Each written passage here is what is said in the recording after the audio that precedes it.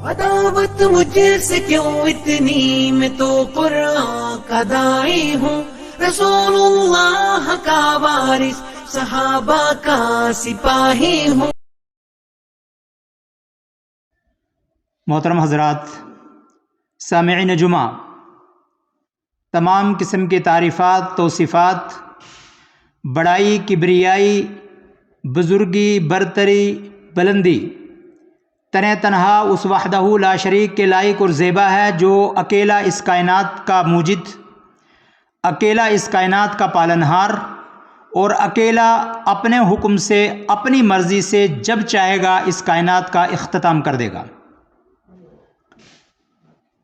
درود و سلام جناب محمد عربی صلی اللہ علیہ وسلم کی ذات اقدس پر، جنہوں نے اپنے اوپر نازل شدہ دین کو مکمل طریقے سے اس انسانیت تک پہنچا دیا، اور قرآن کریم نے اس کی تصدیق بھی کر دی کہ آپ کے اوپر جو نازل کیا گیا تھا، اس نازل کیے ہوئے تمام کلام پر، اس کی تبلیغ پر، اس کو انسانیت تک پہنچانے پر آپ بخیل نہیں ہیں۔ وما انت علیہم بضنین۔ اللہ تبارک و تعالی سے دعا ہے کہ جو آیات میں نے تلاوت کی ہیں، اس کی مدد، اس کی نصرت، اس کی معاونت کے ذریعے ان کے اندر موجودہ مفاہیم کو عوام الناس تک پہنچانے میں اللہ میری مدد کرے۔ آج کے اس مختصر سے وقت کے اندر، اس جمعے کے خطبے میں جو گزارشات میں لے کر کے آیا ہوں، ان کا موضوع کچھ اس طریقے سے بنے گا کہ انسان کی جو تخلیق ہے، اس کا مقصد عبادت، وما خلقت الجن والانس الا لیعبدون۔ موضوع یہ ہے، عبادت ثواب کے لیے ہونی چاہیے یا عبادت بندگی کے لیے ہونی چاہیے؟ اس میں عبادت کا کھاتا، عبادت کا پہلو، عبادت کا شیئر، عبادت کا پارٹیسپیشن، عبادت کا پہلو زیادہ ہونا چاہیے یا عبودیت کا پہلو زیادہ ہونا چاہیے؟ یہ ان آیات کے اندر جن چیزوں کو اللہ تبارک و تعالی نے بیان کیا ہے، ان کی روشنی میں اس موضوع کی وضاحت کرنے کی کوشش کروں گا، اور اللہ سے نصرت اور مدد مانگنے کے بعد اس کو شروع کروں گا۔ میں نے جو پہلی آیت تلاوت کی، قد افلح المؤمنون، یہ ایک اسٹیٹمنٹ ہے، اور عربک گرامر کے لحاظ سے یہ پرفیکٹ ٹینس ہے، اور پرفیکٹ ٹینس میں کوئی شک اور شبہ نہیں ہوتا ہے، اور اس مفہوم کو متعدد جگہ پر اللہ تبارک و تعالی نے بیان کیا۔ جیسے ایک بڑا خوبصورت خولہ بنت ثعلبہ کا واقعہ 28ویں پارے کے شروع میں، وہ 3 بار اللہ کے رسول صلی اللہ علیہ وسلم کے پاس آئیں ایک ہی شکایت لے کر کے۔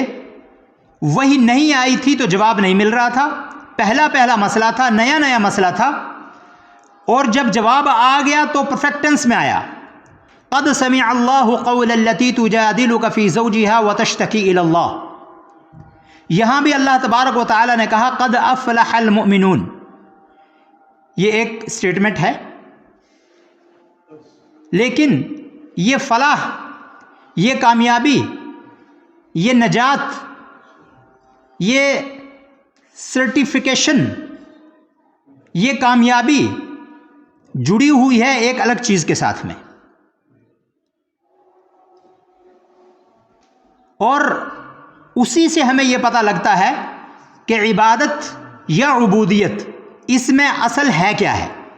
یا عبادت میں ہمارا مقصود ثواب ہونا چاہیے یا عبودیت ہونا چاہیے، بندگی ہونا چاہیے؟ اللہ تعالیٰ نے کہا قد افلح المؤمنون، وہ مومن کامیاب ہو چکے ہیں، لیکن کہا وہ مومن۔ اب وہ ورڈ یہ کچھ چاہ رہا ہے کہ آگے وہ کنڈیشن آئے، وہ مین پورشن اس سینٹنس کا آئے کہ جس کی بنیاد پر ان مومنوں کو کامیاب قرار دیا جا رہا ہے۔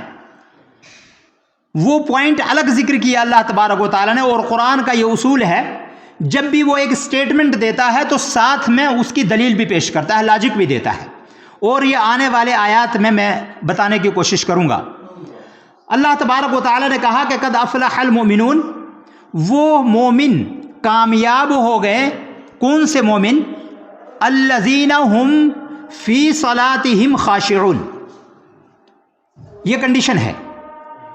پتہ یہ چلا ایمان کی صفت سے متصف ہونا، ایمان کی صفت کے ساتھ اپنے آپ کو کنیکٹ رکھنا، اس کے ساتھ جوڑے رکھنا، یہ ایک الگ معیار ہے، اور کامیابی کا سرٹیفیکیشن یا کامیابی کا پہلو کریٹ کرنا یہ ایک الگ چیز ہے۔ اسی لیے سورہ حجرات کے اندر اللہ تبارک و تعالیٰ نے کہا کہ انہوں نے کہا کہ آمنا، عرب دیہاتیوں نے، قالت الاعراب آمنا، عرب دیہاتیوں نے کہا کہ ہم ایمان لے آئے ہیں۔ اللہ تبارک و تعالیٰ نے محمد عربی صلی اللہ علیہ وسلم کو کہا کہ یہ مت کہو کہ آمنا ہم ایمان لے آئے، بل قولوا اسلمنا، یہ نہیں کہنا ہے کہ ہم ایمان لے آئے ہیں، کیونکہ ایمان کا جو تقاضا ہے، نبی سے بات کرنے کا جو معیار ہے، وہ آپ نے استعمال نہیں کیا۔ آپ کہیے بل قولوا اسلمنا، لا تقولوا آمنا، یہ مت کہیے، بل قولوا اسلمنا۔ اور جب یہ کہا تو آگے دلیل بھی دی، لما يدخل الایمان فی قلوبکم، ابھی تو ایمان تمہارا دلوں میں داخل ہی نہیں ہوا ہے، آپ ایمان کا دعویٰ کیسے کر سکتے ہیں؟ تو یہاں پر اللہ تبارک و تعالیٰ نے کہا قد افلح المؤمنون، وہ مومن کامیاب ہو گئے ہیں، الذین هم فی صلاتہم خاشعون، جو اپنی نمازوں کے اندر خشوع پیدا کرتے ہیں، خضوع پیدا کرتے ہیں، اپنی نمازوں کے اندر عجزی پیدا کرتے ہیں، انکساری پیدا کرتے ہیں، اور اپنی نمازوں کے اندر خائف بھی رہتے ہیں۔ الایمان بین الخوف والرجاء، ایمان کا جو معیار ہے، ایمان کا جو لیول ہے، ایمان کی جو کیٹیگری ہے، اس کا جو اسٹیٹس ہے، وہ الایمان بین الخوف والرجاء، امید اور ڈر، ان دونوں کے درمیان کا جو اسٹیٹس ہے وہ ایمان کا اسٹیٹس ہے۔ مومن کو ڈرنا چاہیے کہ کہیں مجھ سے خطا نہ ہو جائے، کیونکہ اذا ذکر اللہ وجلت قلوبہم ویزدادہم ایمانا، جب اللہ کا ذکر ان کے دلوں کے سامنے کیا جاتا ہے تو ان کے دل دہل جاتے ہیں، ان کے دل پسیج جاتے ہیں، ان کے دل نرم ہو جاتے ہیں، ویزدادہم ایمانا، اور ان کا ایمان بڑھ جاتا ہے۔ تو پتہ یہ چلا کہ ایمان بڑھتا بھی ہے اور گھٹتا بھی ہے۔ تو یہاں اللہ تبارک و تعالیٰ نے اسی لیے کہا قد افلح المؤمنون، وہ مومن کامیاب ہیں، الذین هم فی صلاتہم خاشعون، جو اپنی نمازوں کے اندر ڈر کا پہلو رکھتے ہیں، خوف و رجا کا پہلو رکھتے ہیں کہ یہ ہماری عبادت کہیں ریجیکٹ نہ ہو جائے۔ جب اس بات کا ڈر ہوگا تو عبادت کا معیار بنائیں گے اطاعت رسول کو، عبادت کا معیار بنائیں گے حدیث کو، عبادت کا معیار بنائیں گے قرآن کو۔ جب یہ خوف نہیں ہوگا، خالی امید ہوگی، تو خالی امید جو ہے یہ ایسے خوابوں کی طرف لے کے جاتی ہے، ایسی دنیا کی طرف لے کے جاتی ہے کہ جس دنیا کا کوئی اینڈ بندے کو اپنی زندگی میں نظر نہیں آتا ہے۔ تو اللہ تبارک و تعالیٰ نے کہا قد افلح المؤمنون الذین هم فی صلاتہم خاشعون، یعنی ایمان کی کیٹیگری میں کروڑوں لوگ ہو سکتے ہیں، ان میں سے وہ لوگ کامیاب ہوں گے ہم فی صلاتہم خاشعون، جن کے اندر خشوع کا، خضوع کا لیول، للہیت کا لیول، عاجزی اور انکساری کا لیول، ذل و ہوان کا لیول، ہوان کا مطلب ہوتا ہے نرمی، تو جس میں ذل و ہوان کا لیول برابر اور اعلیٰ معیار کا پایا جاتا ہوگا، وہ مومن کامیاب ہیں۔ اور قرآن کریم نے دوسری جگہ ارشاد فرمایا یؤمنون ببعض ویکفرون ببعض، کہ بعض کتاب پر عمل کرنے کا، شریعت پر عمل کرنے کا جو معیار ہے وہ کلی ہے، اطیعوا اللہ و اطیعوا الرسول ہے، پورے کے پورے پیکج کو ہم نے فالو کرنا ہے، کسی ایک کیٹیگری کو چھوڑ دینا، کسی دوسری کیٹیگری کے پر عمل کر لینا۔ یؤمنون ببعض ویکفرون ببعض، کتاب کے بعض حصے کو وہ انکار کرتے ہیں اور بعض حصے کو مانتے ہیں، یہ بات قابل قبول نہیں ہے۔ پیکج کیا ہے اسلام کا؟ پیکج ہے اطاعت اللہ اور اطاعت رسول۔ رسول کو انسانوں میں سے بھیجنے کا کا مقصد ہی یہ تھا تاکہ بعین ہی اللہ کی عبادت اس طریقے پر کی جا سکے جس طریقے پر ایک کامل انسان اللہ کی عبادت کر رہا ہے. اس کو نمونہ بنایا، ماڈل بنایا اللہ تبارک و تعالیٰ نے.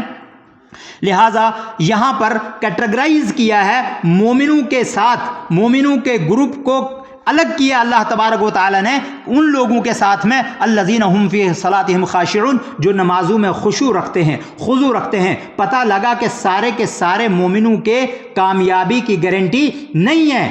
کامیابی کی گارنٹی ان لوگوں کی ہے جن کا پورا پیکج ہے. اور صرف ترجمہ کروں گا کیونکہ کچھ اور آیات ہیں جو اس ٹاپک، جو میں نے ٹاپک بنایا ہے اس ٹاپک سے ریلیٹڈ کچھ آیات ہیں جو پیش کرنی بہت ضروری ہیں. یہاں ان آیات کا خالی ترجمہ کروں گا کہ پورا اطیع اللہ و اطیع الرسول کا پیکج ان 6 آیات کے اندر، سورہ مومنون کی 6 آیات کے اندر اللہ نے ذکر کر دیا ہے. وہ کیا ہے؟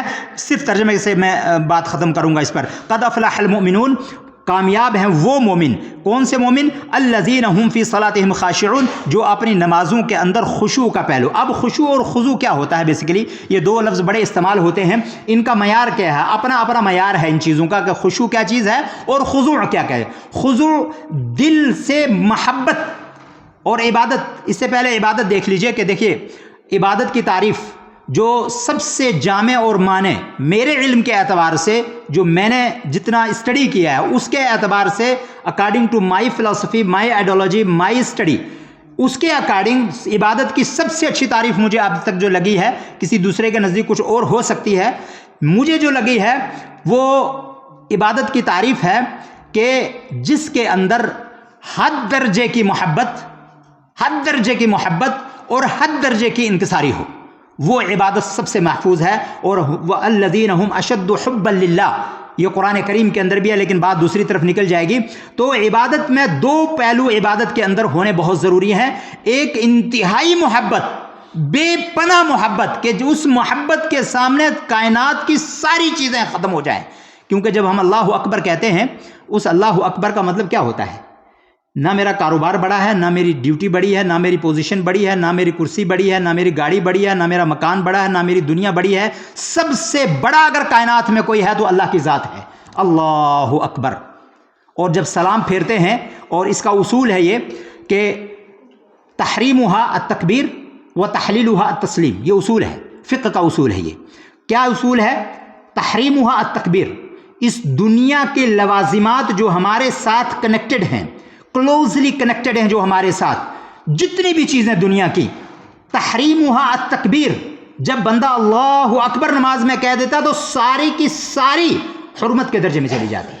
مطلب اس وقت ان کا خیال آنا ایک الگ چیز ہے، لیکن ان کے بارے میں باضابطہ سوچنا یہ حرمت کے درجے میں ہے. وہ ساری کی ساری حرمت کے درجے میں چلی جاتی ہیں کیونکہ اللہ اکبر کہہ دیا. وَتَحْلِيلُهَا التسلیم، اور ان تمام کو دوبارہ حلال قرار دیا جاتا ہے تسلیم کے ذریعے، سلام کے ذریعے، اسی لیے سلام پھیرا جاتا ہے. بہرحال وہ ایک الگ موضوع ہے، اس پہ بھی کبھی بات ہو سکتی ہے.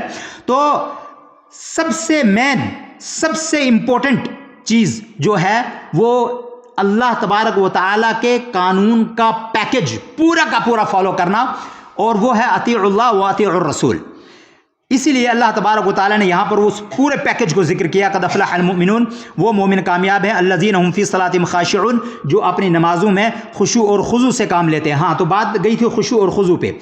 خضوع کا مطلب ہوتا ہے کہ جس کا دل جھکا ہوا ہو.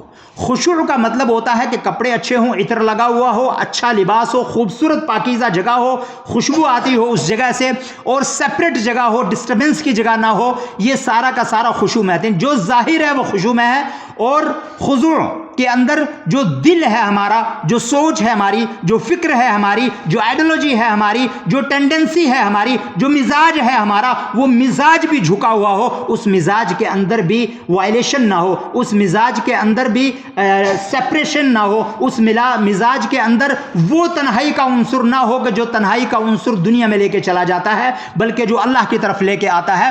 یہ عبادت خشوع اور خضوع کا یہ مطلب ہے.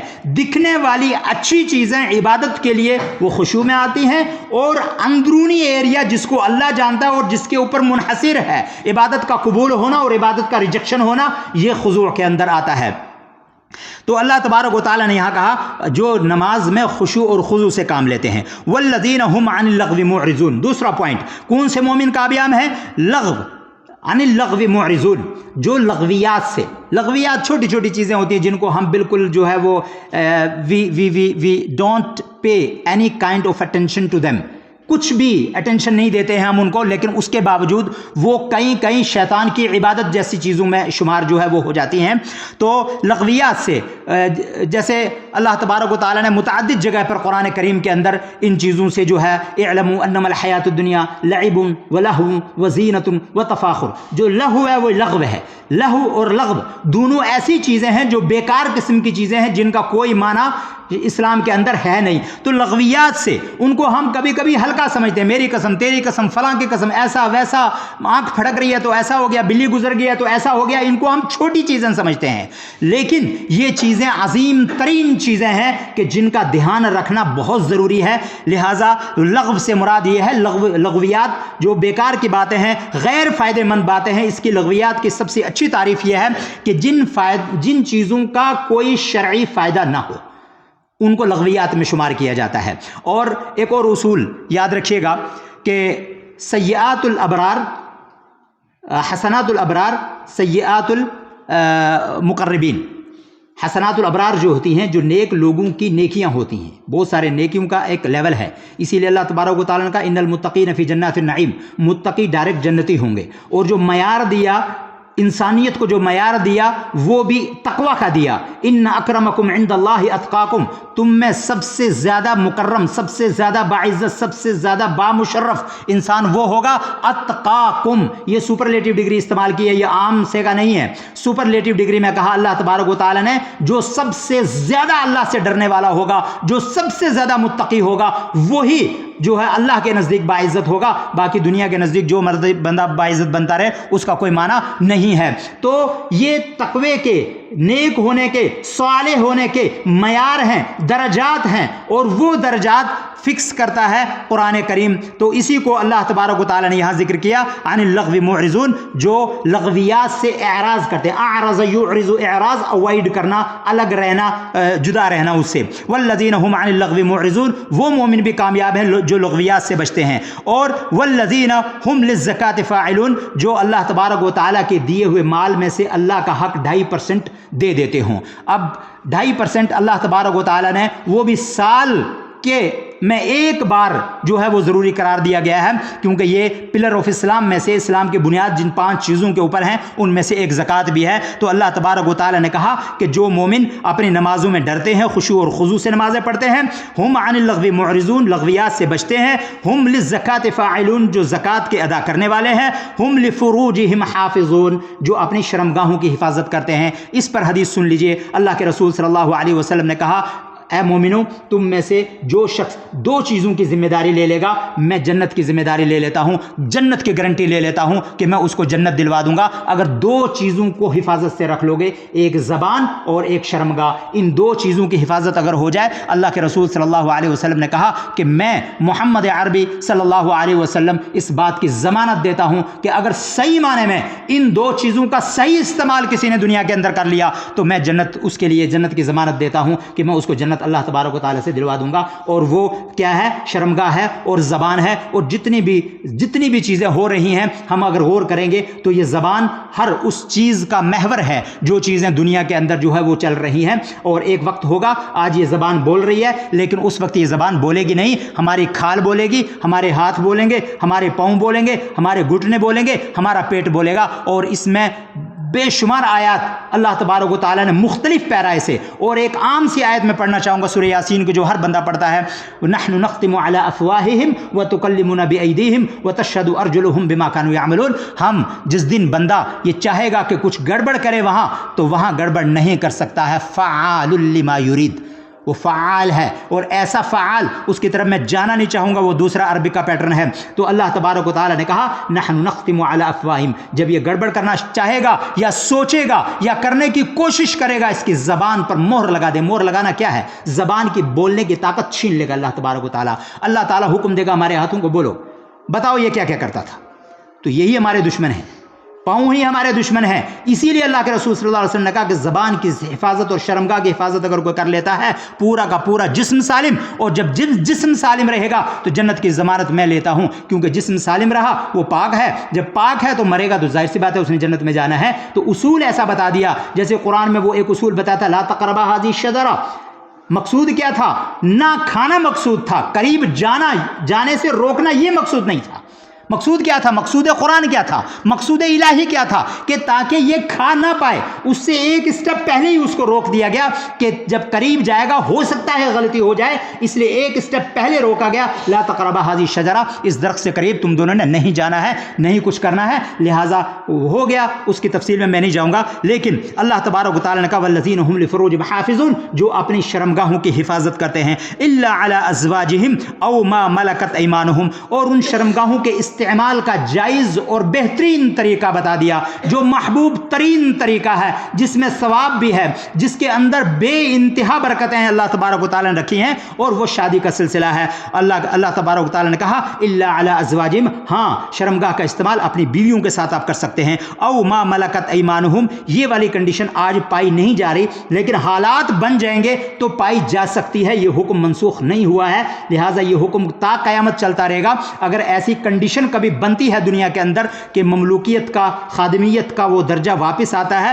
تو اس کے جتنے بھی احکامات شریعت کے اندر ہیں وہ منسوخ نہیں ہوئے ہیں, وہ صرف حالات کی وجہ سے اسٹیگننٹ پوزیشن اختیار کر لی ہے, ادروائز وہ ان کو کینسلیشن ان کا نہیں ہوا ہے, کیونکہ بہت سارے حکم کا اللہ تبارک و تعالیٰ نے کینسلیشن کیا, وہ تو بات دوسری طرف نکل جائے گی.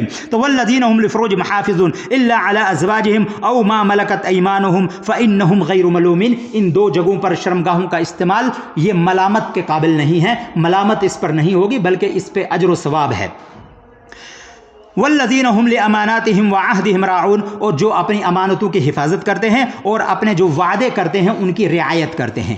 تو یہ پورا پیکج ہے اسلام کا. والذین هم لاماناتہم وعہدہم راعون والذین هم علی صلاتہم یحافظون اولئک هم الوارثون الذین یرثون الفردوس هم فیہا خالدون. جنت الفردوس مانگتے ہیں, تو لہٰذا وہ جنت الفردوس کے اصل مالک کون ہیں؟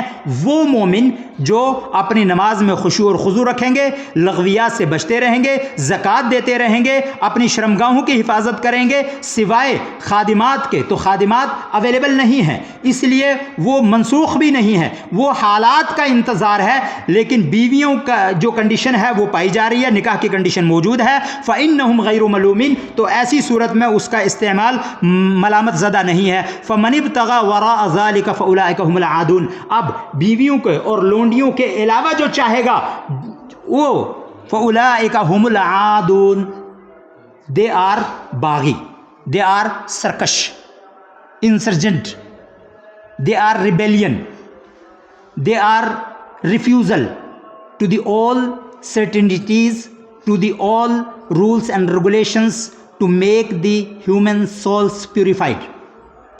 ان کے اینٹی جو ہیں اللہ تبارک و تعالیٰ نے کہا کہ جو ایسا کریں گے فمن ابتغا, جو چاہے گا. ابتغا کے اندر بڑی عجیب سی خصوصیت ہوتی ہے, اپنے سامنے روٹی ہے لیکن دوسرے کے سامنے رکھی ہوئی روٹی کو للچائی ہوئی نظر سے دیکھنا. ابتغا یبتغی کے اندر یہ کمال پایا جاتا ہے. ایک ہوتا ہے بغا یبغی, ظلم کرنے کے میننگ میں, ایک ہوتا ہے ابتغا یبتغی, ابتغاءً, چاہنا, خواہش کرنا. تو یہاں پر اس سینس میں یہ پایا جا رہا ہے کہ ایک چیز ہمارے پاس موجود ہے, اس کے باوجود ہم وہی چیز غلط طریقے سے استعمال کرنا چاہ رہے ہیں. تو اللہ تبارک و تعالیٰ نے یہاں استعمال کیا فمن ابتغى وراء ذلك, اس کے علاوہ, اس کو چھوڑ کر, اس جائز اور پاک اور بہترین اور خوبصورت چیز کو چھوڑ کر, حلال چیز کو چھوڑ کر جو حرام کے پیچھے جائے گا فَأُولَئِكَ هُمُ الْعَادُونَ, یہ سرکش ہیں, یہ باؤنڈری کو پھلانگنے والے لوگ ہیں, بارڈر کو کراس کرنے والے لوگ ہیں, یہ وہ لوگ ہیں جو سرکش ہیں. والذین هم لاماناتہم وعہدہم راعون. اب یہ جو بیچ میں آیا تھا فمن ابتغى وراء ذلك, تو اس میں پنشمنٹ ساتھ میں دے دی اور ان کا اسٹیٹس ہائی لائٹ کر دیا اللہ تبارک و تعالیٰ نے کہ یہ تو وہ ہیں کہ جو کریں گے تو ہوگا, لیکن اگر بیچ میں کوئی ان کے علاوہ ایسا کرتا ہے فمن ابتغى وراء ذلك فاولئک هم العادون,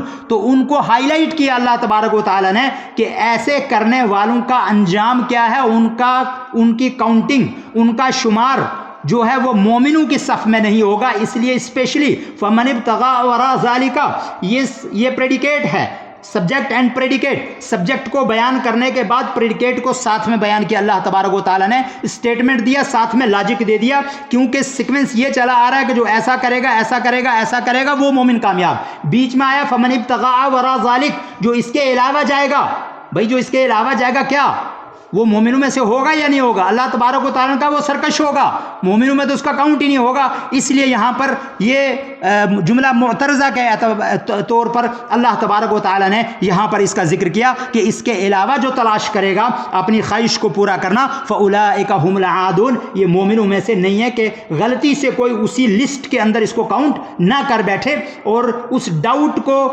ختم کرنے کے لیے اور ان کی پنشمنٹ کو ہائی لائٹ کرنے کے لیے اللہ تبارک و تعالیٰ نے یہاں پر فَأُولَٰئِكَ هُمُ الْعَادُونَ کہہ دیا ساتھ میں، کہ کسی کو سیکوینس وائز شک نہ پیدا ہو جائے۔ اس کے بعد پھر سے وہ لسٹ شروع کر رہا ہے اللہ تبارک و تعالیٰ، وَالَّذِينَ هُمْ لِأَمَانَاتِهِمْ، اسی طریقے سے وہ مومن بھی کامیاب ہوں گے، ہم لِأَمَانَاتِهِمْ، جو اپنی امانتوں اور اپنے عہد و پیمان کے ذمہ دار ہوں گے۔ اور نبی صلی اللہ علیہ وسلم کی سب سے بڑی خصوصیت کیا تھی؟ امین ہونا۔ امین ہونا بہت بڑی خصوصیت۔ امین اور صادق دو لفظ جوڑے جاتے ہیں، امین اور صادق، اور غیر بھی ان کے معترف تھے کہ امین اور آپ کے امانت میں، آپ کی صداقت میں کوئی شک ہے ہی نہیں۔ اب امین، جب امین کے لفظ کو ہم تولیں گے اگر لنگوسٹک کے اعتبار سے، اور عربک کی جو گرامر کا جو بنیاد ہے، جو کنسٹرکشن ہے، اس کا جو فارمیشن ہے، اس کے اعتبار سے اگر امین یا امنو یا آمن یومنو ایمان یا امن تم، اس طریقے کے جو بھی صیغے قرآن کریم نے استعمال کیے ہیں، اگر اس کو ہم دیکھیں گے تو یہ دو چیزوں کو بیچ میں رکھتا ہے۔ امین کا مطلب صرف یہی نہیں کہ زیڈ نے وائی کو 10,000 روپے دیے کہ 1 سال کے بعد میں آپ سے 10,000 روپے واپس لے لوں گا۔ اب اس کے لیے 2 کنڈیشن ہونا ضروری ہے، وہ بذات خود امانت دار بھی ہو اور ساتھ میں وہ طاقت بھی رکھتا ہو اس امانت کو محفوظ رکھنے کی۔ ایسا نہیں ہے کہ امانت رکھی گئی اور امانت رکھے جانے کے بعد حالات کچھ بگڑے، حالات کچھ اس طریقے سے بنے اور امانت ضائع ہو گئی، وہ امین نہیں ہوگا۔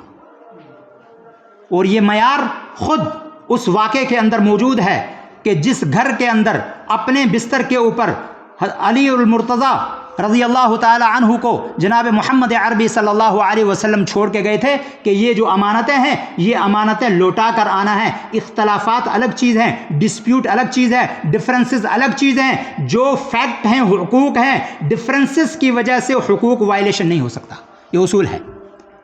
ہماری سوسائٹی کا حال کیا ہے؟ ایک بھائی سے اگر میرا اختلاف ہے اور ان کے وہ 4 بھائی ہیں تو چاروں بھائیوں سے میرا اختلاف ہے، کیوں کہ ان کے بڑے بھائی سے میری مخالفت ہے، ان کے بڑے بھائی سے کیونکہ میری نہیں بنتی ہے، اس لیے ان چاروں بھائیوں سے بھی میری نہیں بنے گی۔ اگر ان پر میں کچھ کر نہیں پا رہا ہوں، یا میرا زور یا میری زبردستی یا ریونج لینے کی جو آگ ہے وہ اگر یہاں نہیں بجھ پا رہی ہے تو کسی دوسرے پہ بجھا لیں گے، جو ان کے رشتہ دار ہیں، جو ان کے قریبی ہیں، جہاں سے ان کو تکلیف آئے واپس۔ یہ معیار نہیں، یہ معیار بالکل نہیں ہے، وہ یہ معیار صحیح نہیں ہے، اور یہی معیار ہے جس کی وجہ سے ہماری بنیادیں ہل گئی ہیں، ہماری بنیادیں کھوکھلا ہیں۔ تو اللہ کے رسول صلی اللہ علیہ وسلم نے حضرت علی کو لٹایا اپنی جگہ پر، اور لٹانے کے بعد سفر کر گئے، ہجرت کا حکم تھا، ہجرت کر گئے، لیکن امانتوں کا جو امانت کا معیار تھا کہ میں امین بھی ہوں اور امانت کو محفوظ بھی رکھنا جانتا ہوں، اس کو ضائع بھی ہونے نہیں دوں گا، حالات جو مرضی ہو جائیں۔ اور میں سمجھتا ہوں جو میری فلسفی کہتی ہے، میری اسٹڈی جو کہتی ہے کہ اس وقت سے زیادہ خطرناک حالات شاید آج کے بعد بھی نہیں آ سکتے۔ کیا ہو سکتا ہے اس سے زیادہ؟ جان جانے کا پورا خطرہ تھا، اس کے باوجود امانتوں کا خیال پہلے رکھا، ورنہ تو حضرت علی رضی اللہ تعالی عنہ کو، اتنے بہادر انسان کو، جب انسانیت کی قدر اور قیمت حد سے زیادہ تھی، کیونکہ فرد تھے نہیں، فردوں کا قحط سا، قحط الرجال تھا اس وقت، ایمان والوں کا، مومنوں کا قحط الرجال تھا، قحط سالی پڑی ہوئی تھی اس وقت، اور وہ بھی ایک بہادر ترین انسان کو ضائع کرنا یہ ممکن تھا، لیکن نہیں، اس سے زیادہ امپورٹنٹ یہ تھا کہ وہ ایمان کے کیٹیگری میں سے ایک جز تھا، ایک حصہ تھا، ایک پارٹ تھا اس کا۔ اللہ کے رسول صلی اللہ علیہ وسلم نے کہا حالات جو بھی بن جائیں، لیکن امانتوں کو میں وائلیٹ نہیں ہونے دوں گا، امانتوں کے اندر خیانت نہیں ہونے دوں گا۔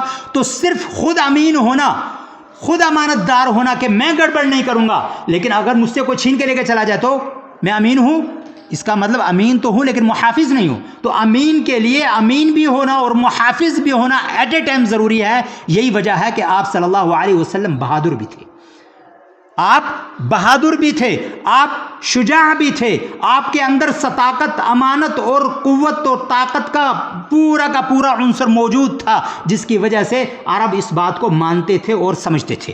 تو لہٰذا اللہ تبارک و تعالیٰ نے کہا والذین هم لاماناتهم وعهدهم راعون، وہ جو اپنی امانتوں کا اور اپنے عہد و پیمان کا خیال رکھتے ہیں، والذین هم علی صلاتهم یحافظون، اور جو پابندی کرتے ہیں نمازوں کی۔ اب نماز کا پابندی کرنا یہ انتہائی ضروری ہے، یہ ایمان کی علامت میں سے ہے۔ اولئک هم الوارثون، یہی وارث ہیں، کس چیز کے وارث ہیں؟ یہی اصل حقدار ہیں، کس چیز کے حقدار ہیں؟ وارثون الذین یرثون الفردوس ہم فیہا خالدون، جن کو وراثت دے دی گئی ہے فردوس کی اور ہمیشہ اس کے اندر وہ رہیں گے۔ یہ پیکج ہے اسلام کا کہ اسلام خالی ریچولز کو نہیں چاہتا ہے۔ رکوع ایک رسم ہے، سجدہ ایک رسم ہے، قیام ایک رسم ہے، لیکن جو اس میں تسبیح پڑھتے ہیں وہی اس کی روح ہے، اس کی اصل روح وہ ہے۔ باقی یہ اٹھنا بیٹھنا جو ہے یہ ایک طریقہ ہے کہ کس طریقے سے اللہ کے عبادت کی انتہا تک آپ نے پہنچنا ہے۔ اور یہی وجہ ہے کہ سجدے کو کہا گیا ہے کہ سجدہ سب سے اچھا موقع ہے، سب سے بہترین موقع ہے اللہ کی قربت کا۔ اگر کسی کو اللہ کے قریب جانا ہے تو سجدے میں چلا جائے۔ وہ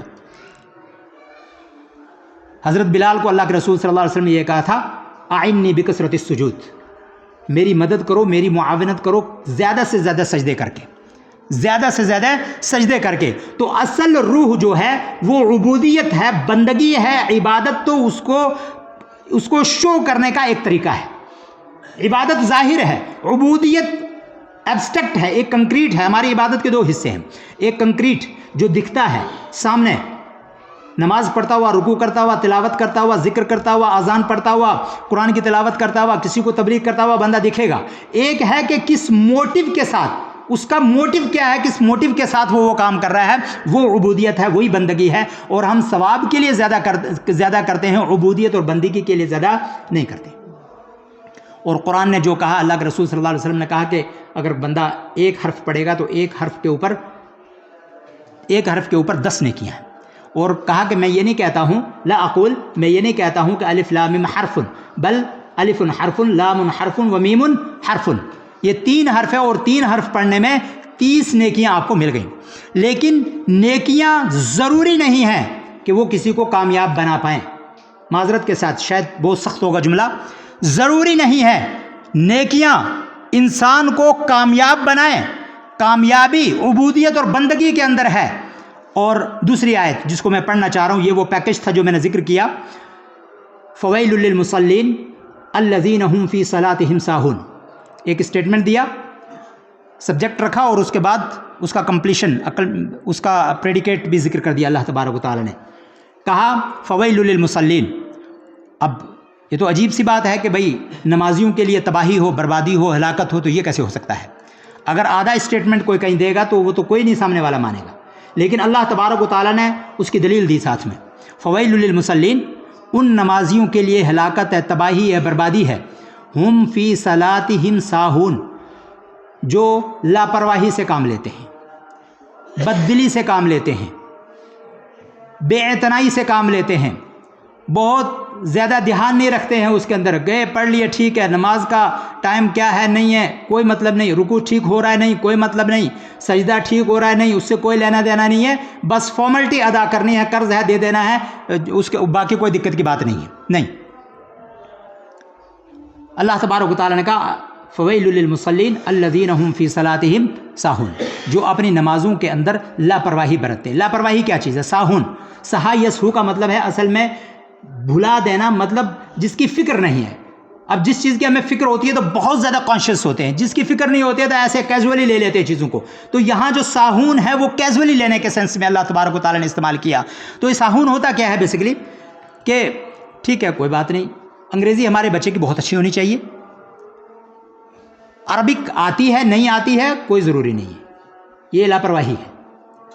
میتھ بہت اچھا ہونا چاہیے، میتھ ٹاپ لیول کا ٹیوٹر لگائیں گے ہم اس کو. قرآن پڑھنا آتا ہے نہیں آتا ہے ڈزنٹ میٹر. کیوں؟ بہت پرانی کتاب ہے تو کوئی فرق پڑے گا نہیں. انگلش والے، سائنس والے، میتھ والے ٹیوٹر کو بغیر بارگیننگ کیے جو بولے گا وہی حرف آخر ہوگا. پورا کمپرومائز. اور قرآن پڑھانے والے کو، عربک پڑھانے والے کو، تجوید پڑھانے والے کو، قرآن سمجھانے والے کو 500 سے زیادہ کیوں؟ 500 سے زیادہ کیوں؟ یہ معیار نہیں ہے، یہی لاپرواہی ہے. اور اسی لاپرواہی کا نتیجہ ہم یہ دیکھ رہے ہیں. دیکھیے 2 اصول اللہ کے جو قانون ہیں، ایک شریعت کا قانون، ایک نیچر کا قانون. نیچر کا قانون پوری دنیا کے لیے ہے. ڈویژن شریعت کے اندر ہے. ماں کو اتنا حصہ ملے گا، باپ کا اتنا حصہ، بیٹے کا اتنا حصہ، بیٹی کا اتنا حصہ ہے، فلاں کا اتنا حصہ، فلاں کا اتنا حصہ ہے، فلاں چیز پر ثواب ملے گا، فلاں پر پنشمنٹ ملے گی. یہ ڈویژن شریعت کے اندر ہے. نیچر کا قانون سنگل ہے. وَأَن لَيْسَ لِلْإِنسَانِ إِلَّا مَا سَعَى. وہاں انسان کا ہے، مومن نہیں کہا ہے، مسلم نہیں کہا ہے. لَيْسَ لِلْإِنسَانِ إِلَّا مَا سَعَى. یہ نیچر کا قانون ہے. نیچر کا قانون کیا ہے؟ سیلاب آئے گا، طوفان آئے گا، کسی بیوہ کا گھر نہیں دیکھے گا، کسی یتیم کا گھر نہیں دیکھے گا، کسی کمزور کو نہیں دیکھے گا، کسی بڑے کو نہیں دیکھے گا. جدھر پھر گیا خلاص، پوری گرداوری کر کے نکل جائے گا ایک ہی طرف سے. اب اس میں کوئی بیوہ کا گھر آ جائے، یتیم کا آ جائے، کسی کروڑپتی کا آ جائے، کسی رئیس کا، منسٹر کا آ جائے، اس کے یہاں کوئی معنی نہیں رکھتا ہے کوئی بھی. یہ نیچر کا قانون ہے. دنیا نیچر کے قانون کو فالو کر رہی ہے اور ہم شریعت کو سمجھ بھی نہیں رہے ہیں. ہمارے شریعت کے قانون کو لے کر کے نیچر کو تلاش کر کے انہوں نے پوری دنیا کو اپنی مٹھی میں کر لیا ہے. ہم وہیں بیٹھے ہوئے ہیں ابھی تک ثواب کے چکر میں. یہ معیار نہیں ہے. ٹیم کی ضرورت ہے سوسائٹی کو، دنیا کو ٹیم کی، اس ٹیم کی ضرورت ہے جو آنکھوں میں آنکھیں ڈال کے بات کر سکے. چاہے وہ میتھ کے حساب سے ہو، چاہے وہ سائنس کے اعتبار سے ہو، چاہے وہ انگریزی زبان کے حساب سے ہو، چاہے وہ عربک زبان کے حساب سے ہو، چاہے وہ اسلامک اسٹڈیز کے حساب سے ہو. یہ سارے کے سارے وہ جوہر پیدا کرنے کی ضرورت ہے، وہ نگینے تراشنے کی ضرورت ہے جو نگینے وقت کی آنکھ کے ساتھ آنکھ ملا کر کے بات کرنے کی ہمت رکھتے ہوں. جہاں چاہیں وہیں جھک جائیں.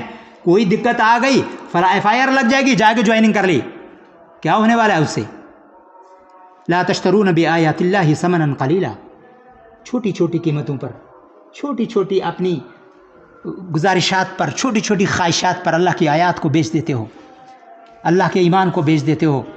یہ اللہ کی نعمتیں جن کا کوئی کرایہ نہیں لگ رہا ہے، ان کا کرایہ وصول ہوگا میدان محشر میں. آنکھ کا استعمال کیا کیا تھا، ناک کا استعمال کیسے کیا تھا، ہاتھ کا استعمال کیسے کیا تھا، پاؤں کا استعمال کیسے کیا تھا. وجوہ یومئذ ناظرہ ووجوہ یومئذ غبرہ ترہقها قطرہ اولئک هم الکفرۃ الفجرہ. کیا ہے یہ معیار؟ یہ ہے معیار کو ہم نے سمجھا نہیں، معیار کو ہم نے سمجھا نہیں. اور اسلام کیا چاہتا ہے؟ تو نیچر کا قانون یہ ہے لیس للانسان الا ما سعی. جو محنت کرے گا اللہ اس کو دے گا، کیونکہ حساب تو اس نے لینا ہے بعد میں. عقل دے دی ہے، ساری کی ساری چیزیں وہ دے دی ہیں کہ صحیح اور غلط میں فرق کرنے کے لیے، لیکن حساب ہوگا. نیچر یہ چاہتا ہے کہ آپ محنت کیجئے اور اتنی محنت کیجئے کہ خون لگا دیجئے اپنے اس کام میں. اور یہی وجہ ہے کہ غلطی کرنے والے غلطی میں کامیاب ہو جاتے ہیں. اگر مجبور ہوتا انسان کو اللہ نے آزاد پیدا کیا ہے، با اختیار پیدا کیا ہے. اختیارات لمیٹڈ ہیں لیکن با اختیار پیدا کیا. اتنا مجبور نہیں پیدا کیا ہے کہ کوئی چوری کرے تو وہ چوری کرنے سے مجبور رہ جائے اور وہ چوری نہ کر پائے. نہیں، ایسا نہیں ہے. کہا ٹھیک ہے کر لو جو کرنا ہے. وَمَن يَعْمَلْ مِثْقَالَ ذَرَّةٍ خَيْرًا يَرَهُ وَمَن يَعْمَلْ مِثْقَالَ ذَرَّةٍ شَرًّا يَرَهُ. یہ اصول دے دیا. رائی کے برابر بھی آپ اچھائی کرو گے وہ بھی آپ کو مل جائے گی، اور رائی کے برابر نیکی برائی کرو گے وہ برائی بھی آپ کو کل میدان محشر میں مل جائے گی. یہاں آزاد ہیں آپ. تو لیس للانسان الا ما سعی. انسان کے لیے وہی ہے ماں. اس ماں کے اندر پوری کائنات اویلیبل ہے. میسائل کریٹ کرنا ہو، بحری جہاز بنانا ہو، سب مرین کریٹ کرنا ہو، کوئی بھی دنیا کا بڑی سے بڑی چیز کو انوینشن کرنا ہو، وہ اس ماں کے اندر موجود ہے. لیس للانسان، نہیں ہے انسان کے لیے، الا مگر ماں، وہ چیز ماں جس کا سعی اس نے کوشش کی ہے. جس چیز کی بھی انسان کوشش کرے گا وہ اس کو مل کر کے رہے گی. اور یہی وجہ ہے کہ سب کو اللہ تبارک و تعالیٰ رزق دے رہا ہے, سب کی آنکھیں کام کر رہی ہیں, سب کے ہاتھ کام کر رہے ہیں, وہ غلط کر رہے ہیں تب بھی ہو جا رہا ہے, صحیح کر رہے ہیں تب بھی ہو جا رہا ہے. یہ وہی چیز ہے, نیچر کا قانون ہے. یہ جو ڈویژن ہے, یہ جو ثواب اور عقاب کی بات ہے, یہ شریعت کے اندر ہے. شریعت یہ بتاتی ہے کہ یہ چیز صحیح ہے اور یہ غلط ہے. نیچر کے یہاں محنت کرو ملے گا. اسلام لانے کے لیے محنت کرو گے, اسلام کو سمجھنے کے لیے محنت کرو گے, قرآن کو سمجھنے کے لیے محنت کرو گے, قرآن بھی ملے گا. عربک کو پڑھنے کے لیے محنت کرو گے, عربک بھی ملے گی. میتھ کو پڑھنے کے لیے محنت کرو گے, میتھ ملے گا. اور یہی وجہ ہے کہ ہمارے بچے بہت اچھی اچھی پوسٹوں پہ چلے جاتے ہیں لیکن 10 صورتیں ان کو یاد نہیں ہوتی ہیں. اور اس میں دلیل دینے کی کوئی ضرورت نہیں ہے. معاشرے میں مجھ سے بڑے حضرات بزرگ جو بیٹھے ہوئے ہیں معاشرے میں دیکھتے ہیں, اور یہ بالکل اوپن ہے ہر ایک کے لیے کہ بڑے افسر ہیں لیکن 10 صورتیں قرآن کی یاد نہیں ہیں. حالانکہ ہونا کیا چاہیے, ہمارے ایک استاذ کہتے تھے کہ جب تک 9.5 پارے کسی کو قرآن کے یاد نہ ہو جائیں اس کو مرنا نہیں چاہیے. یعنی مرنے سے پہلے یہ 9.5 پارے اس کو یاد ہونے چاہیے ہر حال میں. وہ کون سے پارے ہیں؟ وہ صورتیں جو احکامات کی صورتیں ہیں, جو محکمات, کیونکہ 2 حصے قرآن کے, محکمات اور متشابہات. محکمات کے رسپونسبل ہیں ہم, متشابہات کے رسپونسبل نہیں ہیں. یہ سورہ آل عمران کے پہلے صفحے کے اندر ذکر کیا گیا ہے محکمات کا اور متشابہات کا. تو متشابہات کا قرآن کا ایک حصہ ہے, اس حصے پر ایمان رکھنا ہے, اس پر ورک ہم نے کچھ نہیں کرنا ہے. We are not responsible to do or to act according those verses of the Holy Quran has been revealed by اللہ تبارک و تعالیٰ. ان پر عمل نہیں کرنا ہے کیونکہ عمل ان پر ممکن نہیں ہے. ان کے وجود پر, ان کے ایگزسٹنس پر ایمان لے کر کے آنا ہے, بلیو رکھنا ہے ہم نے. اور جو محکمات ہیں ان پر ایمان رکھنے کے ساتھ ساتھ پریکٹیکل بھی کرنا ہے کیونکہ اسی کا حساب محکمات کا ہوگا. جو واضح سورہ نور ہے, سورہ لقمان ہے, سورہ فرقان ہے, سورہ الف لام میم سجدہ ہے, سورہ احزاب ہے, سورہ حجرات ہے, سورہ قاف ہے, سورہ بقرہ ہے, سورہ نساء ہے. یہ ملا جلا کر کے تقریباً 8.5-9 پارے یا 9.25 پارے یا 9.5 پارے کے لگ بھگ یہ صورتیں بنتی ہیں. تو یہ اس لیے یاد کرنے چاہیے کہ تقریروں میں زیادہ تر انہی سے لوگ تلاوت کرتے ہیں اور آیات پڑھتے ہیں تاکہ وہ آیات جب ہمیں یاد ہوں تو وہ ہمیں جلدی سے سمجھ میں آئیں گی. لیکن اتنا تو نہیں ہوتا ہے. وہی آخر کی 10 صورتیں 20 صورتیں یا کسی کو 1-2 پارے ہوتے ہیں, لیکن اس پر دھیان دینے کی ضرورت ہے. 2 منٹ رہ گئے اور اس پر بعد میں اپنی بات کو ختم کروں گا. تو اصل جو روح ہے عبادت کی, میں نے جو موضوع رکھا تھا کہ اصل جو ثواب کے لیے ہم عبادت کرتے ہیں بلکہ اس کو ثواب سے ہٹا کر کے بندگی کے لیے کرنی چاہیے. جب بندہ بن جاتا ہے نا پھر ثواب آٹومیٹکلی آئے گا. ثواب ڈپینڈ ہے اچھے انسان پر. یہی وجہ ہے کہ کسی کی نماز اس کو جہنم میں لے کے چلی جائے گی اور کسی کی نماز اس کو جنت میں لے کے چلی جائے گی. فخلف من بعدهم خلف سورہ مریم, فخلف من بعدهم خلف اضاعوا الصلاة واتبعوا الشهوات فسوف يلقون غیا. اللہ تبارک و تعالیٰ نے کلیئر کہا فخلف من بعدهم خلف, کچھ لوگوں نے اپنے پیچھے نااہل لوگوں کو چھوڑا. ایک ہوتا خلف, ایک ہوتا خلف. خلف کا مطلب وہ جانشین, وہ پیروکار کے جو اچھے ہیں, لام کے زبر کے ساتھ خلف. خلف یہ اچھے, پیچھے رہنے والے اچھے لوگ. خلف جب ہم بولیں گے لام کے سکون کے ساتھ, قرآن کریم نے یہی استعمال کیا ہے. اور دنیا کی کوئی بھی لکھی ہوئی ڈکشنری عربی کے اندر آپ اٹھائیے, یہ میننگ اس کے اندر آپ کو ملے گا. جب لام کے سکون کے ساتھ, جزم کے ساتھ ہم اس کو پڑھیں گے خلف, تو پیچھے چھٹے ہوئے, باقی رہے ہوئے برے لوگ. تو اللہ تبارک و تعالیٰ نے کہا کہ کچھ لوگوں نے اپنے پیچھے برے لوگوں کو چھوڑا. فخلف من بعدهم خلف, انہوں نے کیا کیا, چھوڑ تو دیا, اب ان کے ایکشن کیا تھے, اضاعوا الصلاۃ. سب سے پہلے انہوں نے کیا کام شروع کیا, وہ برے تھے, انہوں نے کیا کام شروع کیا, اضاعوا الصلاۃ, نماز کو ضائع کرنا شروع کر دیا. دوسرا کام واتبعوا الشہوات, خواہشات کی پیروی کرنی شروع کر دی. فسوف یلقون غیا, جہنم کے سب سے نچلے طبقے میں ان کو ڈالا جائے گا. اب یہاں کون لوگ مراد ہیں, ایمان کے اندر والے یا ایمان کے باہر والے؟ ایمان کے اندر والے, کیونکہ نماز کو چھوڑنے کا تعلق کس سے ہے, ایمان والوں سے ہے. تو اللہ تبارک قرآن عربی خود بتاتی ہے کہ مطلب اس لفظ کا معنی کیا ہے. اضاعوا الصلاۃ سے مراد ہی یہ ہے کہ ہاں they are believers, they are not non believers, they are believers, وہ ایمان والے ہیں. تبھی نماز کو چھوڑنے یا پابندی کی بات تبھی آئے گی, ادروائز تو پھر مسئلہ ہی نہیں نا بنتا ہے کچھ بھی. وہ تو باؤنڈریز کے اندر ہی نہیں ہے, باؤنڈریز جو باہر ہے ان کے بارے میں تو بات ہی نہیں ہو رہی ہے. تو فخلف من بعدهم خلف اضاعوا الصلاۃ واتبعوا الشهوات فسوف يلقون غیا, ان کو جہنم کے سب سے نچلے طبقے کے اندر ڈالا جائے گا. اور نماز کا ضیاء کیا ہے, وہ ساہون وہ بھی ضیا میں آتا ہے، اسی لیے وہاں بھی تباہی ہے. اور ایک کچھ مفسرین نے کہا کہ ویل جہنم کے ایک طبقے کا نام ہے. تو یہاں بھی جہنم، غی جہنم کے ایک طبقے کا نام، وہاں ویل جہنم کے ایک طبقے کا نام. پتہ یہ چلا کہ ساہون لاپرواہی کرنے والے اور یہ والے دونوں کے دونوں برابر ہیں. اب ایک حدیث سن لیجئے بالکل اسی آیات کے مطابق. اللہ کے رسول صلی اللہ علیہ وسلم نے کہا صلو کما رأیتمونی اصلی، تم نماز پڑھو جیسے تم نے مجھے نماز پڑھتے ہوئے دیکھا ہے. اس کا بیک گراؤنڈ کیا ہے؟ ایک صحابی کو دیکھا اللہ کے رسول صلی اللہ علیہ وسلم نے نماز پڑھتے ہوئے. جب اس نے سلام پھیرا تو کہا ارجع فصلی فإنک لم تصلی، اے شخص لوٹ جا، نماز پڑھ، تو نے نماز نہیں پڑھی. حالانکہ سچ کیا ہے؟ پڑھی تھی.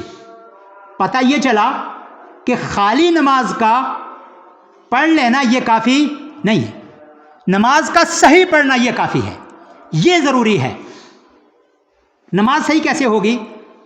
اب ٹائم ہو گیا، لیکن ایک حدیث اللہ کے رسول صلی اللہ علیہ وسلم نے اس حدیث کے اندر تفصیل بتائی، قیام کی، رکوع میں جانے کی اور سجدے میں جانے کی تفصیل. صرف رکوع والے پوائنٹ پہ بات کروں گا. کل فقار یعود الی مکانی، یہ حدیث کے لفظ ہیں پوری ذمہ داری کے ساتھ.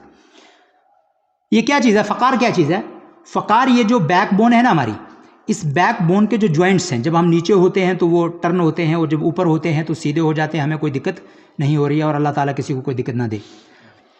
تو اللہ کے رسول صلی اللہ علیہ وسلم نے کہا کہ آپ کا رکوع اس وقت سیدھا ہوگا جب ہر ہڈی جہاں تک اس کی فلیکسیبلٹی ہے وہاں تک چلی جائے اور جا کر کے اپنی جگہ پر ٹھہر جائے. اس وقت آپ کا رکوع مکمل ہوگا. اور ٹھہر جانا ہے، ٹھہر جانے کی مقدار کیا ہے؟ یہ تو ہم نے لمیٹیشن لگائی ہے، سبحان ربی العظیم، سبحان ربی العظیم، سبحان ربی العظیم. اسپیڈ تو ہماری بہت خطرناک ہوتی ہے، سبحان ربی العظیم، سبحان ربی العظیم، اس کا کوئی فائدہ نہیں ہے. سبحان ربی العظیم یہ ایسے پاز کے ساتھ پڑھنا ہے، یہ رائمنگ ہے، وہ رائمنگ ہے اصل میں. اور قرآن کو جب تک رائمنگ کے ساتھ آپ نہیں پڑھیں گے، بولنے میں بھی دیکھیے رائمنگ ہوتی ہے. جب تک اگر ایک ہی فلنسی کے ساتھ بندہ بولتا چلا جائے تو سامنے والا کہے گا یہ جان چھوڑے تو میں جاؤں. تو اس میں رائمنگ ہے. سبحان ربی العظیم، تین الگ الگ سینٹنسز. سبحان پاک ہے، ربی میرا رب، العظیم اور وہ سب سے عظیم ترین ہے. سبحان ربی العظیم کم از کم 3 بار تو بولنا ہے. اس کے بعد اور بھی دعائیں، سبوح قدوس ربنا ورب الملائکۃ والروح، سبحانک اللہم ربنا وبحمدک اللہم اغفر لی، یتأول القرآن. یہ بھی دعائیں ہیں، یہ دعائیں بھی ہمیں پڑھنی چاہیے. لیکن امام کے لیے ہے کہ وہ تھوڑا سا مقتدیوں کا کچھ اس میں معمر لوگ بھی ہو سکتے ہیں، کچھ کسی جلدی میں بھی ہو سکتے ہیں. اس لیے امام کے لیے وہ حدیث موجود ہے، ایسے نہیں کہہ رہا ہوں میں. ایک صحابی کو کہا تھا کہ آپ قرأت، ان کی شکایت ہوئی تھی قرأت لمبی کرتے ہیں، تو اللہ کے رسول صلی اللہ علیہ وسلم نے بلا کے کہا تھا قرأت لمبی مت کیا کیجیے، بچوں کی آوازیں آپ کے کان میں پڑتی ہیں تو نماز مختصر کر دو، ٹھیک ہے؟ کیونکہ اس ممبر سے جو بات جائے گی وہ قرآن اور سنت کے عین مطابق جائے گی، ایک بھی بات اس کے خلاف نہیں جائے گی یہاں سے. تو اس لیے میں کہہ رہا ہوں کہ امام کے لیے ضروری ہے کہ وہ معتدل درمیان کا راستہ اختیار کرے گا، بہت نہ کم نہ بہت زیادہ، کیونکہ کوئی بھی ضرورت مند پیچھے ہو سکتا ہے صف میں، اس لیے اس کو درمیان کا راستہ اختیار کرنا ہے. لیکن جب اپنے آپ پڑھ رہے ہیں تو آپ آزاد ہیں. مجھے اپنی مجبوری کا پتہ ہے، آپ کو اپنی مجبوری کا پتہ ہے. تو اللہ تبارک و تعالی، اللہ کے رسول صلی اللہ علیہ وسلم نے یہاں کہا کہ کل فقار یعود الی مکانی، جب ہم کھڑے ہوں تو وہ ہڈیاں واپس آنی چاہیے، واپس آ کر کے جہاں جہاں تک گنجائش ہے ان کے پہنچنے کی، وہاں پہنچ کر وہ ہڈیاں سکون میں ہو جائیں، تب ہم سجدے میں جائیں گے. اگر اس سے پہلے چلے گئے وہ رکوع نہیں ہے، وہ قیام نہیں ہے. یہی وجہ ہے فویل للمصلین الذین هم فی صلاتهم ساہون وفخلف من بعد خلف اضاعوا الصلاۃ واتبعوا الشہوات. تو اللہ کے رسول صلی اللہ علیہ وسلم نے جو کہا تھا ارجع فصلی فانک لم تصلی، اس میں یہ نہیں تھا کہ نماز نہیں پڑھی. سچ تو یہ تھا نماز پڑھی ہے. نبی صلی اللہ علیہ وسلم کے کہنے کا مقصد اس سے یہ تھا کہ جو نماز میں محمد عربی سکھا رہا ہوں وہ نماز مطلوب ہے، آپ کی اپنی نماز مطلوب نہیں ہے. اسی لیے جب 2 بار اس نے پڑھی، کہا یا رسول اللہ اس سے اچھی نماز پڑھنا میں جانتا، دیکھیے اچھی کا لفظ آیا نا وہاں پر، اس سے اچھی نماز پڑھنا نہیں جانتا ہوں. اللہ کے رسول صلی اللہ علیہ وسلم نے کہا کھڑے ہو جاؤ. دیکھو اس وقت 2 رکعتیں پڑھ کے سلام پھیرنے کے بعد کہا تھا صلو کما رأیتمونی اصلی. یہ جو نماز میں نے سکھائی ہے، رکوع میرا ہو، قیام میرا ہو، رکوع میرا ہو، سجدہ میرا ہو، سجدے کے درمیان جو دعا پڑتی ہے کم از کم کم از کم رب اغفر لی رب اغفر لی رب اغفر لی، کم از کم اتنا تو بنتا ہے. یہ دعائیں موجود ہیں اور حدیث میں موجود ہیں. لیکن کیا سجدوں کے درمیان ہم دعا پڑھتے ہیں؟ نہیں پڑھتے. اگر نہیں پڑھتے تو کیوں؟ پھر وہ نماز کس کی ہے؟ کیا وہ نماز نبوی ہے؟ پھر ہم کہتے ہیں جی نماز کا اثر نہیں ہے. ان الصلاۃ تنہی عن الفحشاء والمنکر، نماز تو فحشات اور منکرات سے روکتی ہے. میڈیسن لائیں 500 روپے کی اور فائدہ نہ ہو تو ڈاکٹر کو کیا کیا سناتے ہیں ہم، یار میڈیسن سے تو فائدہ ہی نہیں ہوا. یہاں نماز ہماری ورک ہی نہیں کر رہی ہماری زندگی کے اندر. وہ ورک کیسے کرے گی؟ فویل للمصلین الذین هم فی صلاتہم ساہون. اس کو پکڑنا پڑے گا کہ نماز نبوی پڑھ رہے ہیں یا اپنی نماز پڑھ رہے ہیں. اگر نماز نبوی ہوگی وہ ضرور تبدیلی لائے گی. حج نبوی ہوگا وہ ضرور تبدیلی لائے گا. عمرہ نبوی ہوگا وہ تبدیلی لائے گا. اطاعت نبوی ہوگی وہ تبدیلی لائے گی. اگر وہ والی نہیں ہوگی پھر کوئی فائدہ نہیں. ثواب کے لیے جو مرضی کرتے رہیے، ثواب اصل نہیں ہے. ثواب ہباء منصورا. قرآن کے الفاظ بتا رہا ہوں.